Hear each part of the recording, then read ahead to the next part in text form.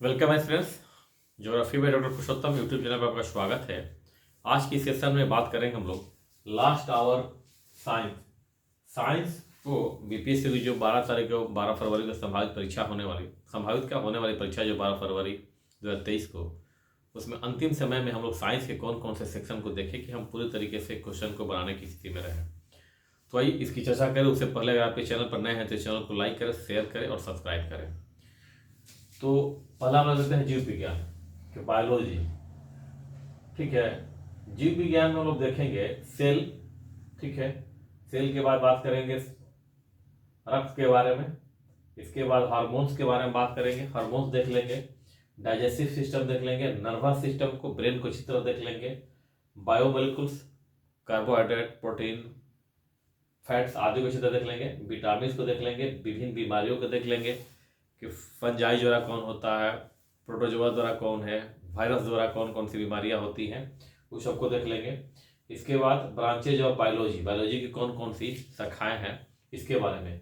अगर इतना आप कर लेते हैं तो आप तय मानिए कि जो बायोलॉजी से प्रश्न आते हैं समान अध्ययन के लिए बीपीएससी में, आप आसानी से कर लेंगे। आपके पास 1 2 3 4 5 6 7 8 9 2 2 4 2 6 2 8 1 9 टॉपिक्स है और उसको आसानी से कर सकते हैं। सब छोटे छोटे से टॉपिक है और से प्रश्न रहते हैं। ठीक है, तो सेल को भी देख लेंगे, ब्लड को भी देख लेंगे, हार्मोन्स को देख लेंगे, डाइजेस्टिव सिस्टम को देखेंगे। ठीक है, इसके बाद नर्वस सिस्टम को देखेंगे। नर्वस सिस्टम में जो हम लोग बात करते हैं सेरेबरम, मेडुला ऑब्लोंगेटा के बारे में, जितने डाइजेस्टिव सिस्टम में स्टमक में क्या होता है, पेनक्रियाज में क्या होता है, लार्ज इंटेस्टाइन, स्मॉल इंटेस्टाइन में क्या होता है। हार्मोन्स के बारे में, ग्लैंड्स के बारे में देखते हैं, पिट्यूटरी ग्लैंड। ठीक है, ये सब विभिन्न तरह के हार्मोन्स के जो निकलते रहता है। ठीक है, थायराइड स्टिमुलेटिंग हार्मोन। इसके बाद हार्मोन्स में ACTH है, चाहे एड्रेलिन है, जितने भी हार्मोन्स है सबको देख लेंगे। गोनाडोट्रोपिक हार्मोन है, GTH, जितने भी हार्मोन्स है सबको देख लेंगे। इसके बाद ये भी देख लेंगे बायोमोलिकुल्स, विटामिन के बारे में। विटामिन में बहुत महत्वपूर्ण है ABCD, के बारे में देख लेंगे।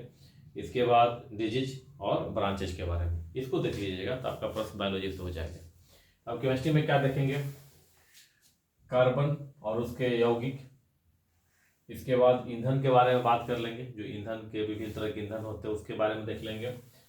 धातु माने मेटल्स और नॉन मेटल, धात्विक, अधात्विक तथा अदर अन्य कंपाउंड्स जो होते हैं, जो दिया रहता है कि धातु में कौन कौन से हैं, अधातु में कौन कौन से क्या उपयोग है, और अन्य कंपाउंड्स के बारे में देख लेंगे। कैटालिस्ट, उत्प्रेरक के बारे में देखेंगे। जैसे रहता है कि निकल जो है कैटालिस्ट किसके उत्पादन में काम आता है, हैबर विधि के बारे में आता है। ठीक है, वनस्पति तेल के बारे में कौन सा कैटालिस्ट काम करता है, जैसे बताया निकल वगैरह के बारे में। तो इस प्रकार से छोटा सा लिस्ट होता है, उसको देख लीजिएगा। इसके बाद मानव मैन मेड केमिकल, जो मानव निर्मित कृत्रिम जो यौगिक रासायनिक यौगिक है उसके बारे में, जैसे कि dynamite, TNG, RDX, gun powder, soap, detergent, cements, अन्य भी जो मानव निर्मित जो उत्पाद है, जो रासायनिक यौगिक है, उसके बारे में देख लेंगे। इसके अलावा हम लोग एक मिश्र धातु को भी देख लेते हैं, अलवाज के बारे में देख लेंगे। अलवाय मिश्र धातु, जैसे कि गन मेटल के बारे में बात कर लेंगे। पीतल के बारे में कौन कौन सा होता है, एल्युमिनियम में क्या होता है, टंगस्टन, ये सब सारे जो मिश्र धातु की बात करते हैं उसको हम लोग देख लेंगे। इसी तरीके से पूछता है कि पीतल में क्या क्या रहता है।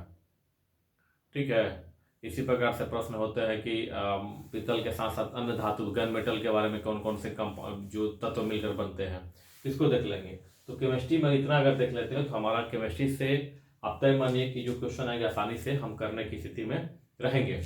जहाँ तक भौतिक विज्ञान के बारे में बात होती है तो भौतिक विज्ञान में आपको प्रश्न बहुत, जैसे मात्रा वगैरह के बारे में रहता है, मात्रक के बारे में रहता है। मात्रक के बाद विभिन्न इंस्ट्रूमेंट्स हैं उनके उपयोग के बारे में रहता है।